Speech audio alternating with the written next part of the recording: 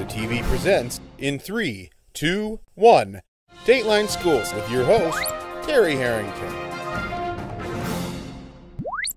All this week on Dateline Schools, are visiting the St. Clair County Health Department and getting some tips to help make this a good flu and cold season. And talking and giving us some good tips on this is my special guest, is the new Director of Health Education here at the Health Department, Jennifer Michaluk. And Jennifer, when are people more contagious or can spread the disease, the flu and colds? Is it when they first start feeling it, or is it even before that? It's actually right before, anywhere up to 1 day or more. And then they're actually symptom-wise about 5 to 7 days after, maybe even longer.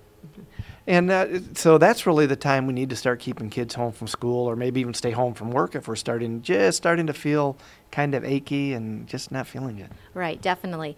We always used to say, especially during H1N1, stay home when you're sick, because even though some people might in the beginning feel like they're not feeling well, that's when they're going to be actually contagious. So please stay home when you're sick, either from work, from school, any place like that.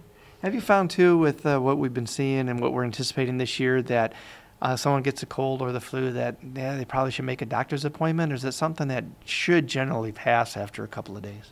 Yeah, normally with the cold, it can last several days. With the flu, actually, sometimes you can feel really awful for several weeks.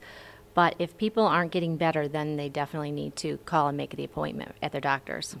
What kind of symptoms do we need to be on the watch out for? Well, fever, anything over 100, many times will last 3 to 4 days. Sometimes a sore throat, the body aches is the big thing, just feeling, people will say, feeling like you got hit by a truck.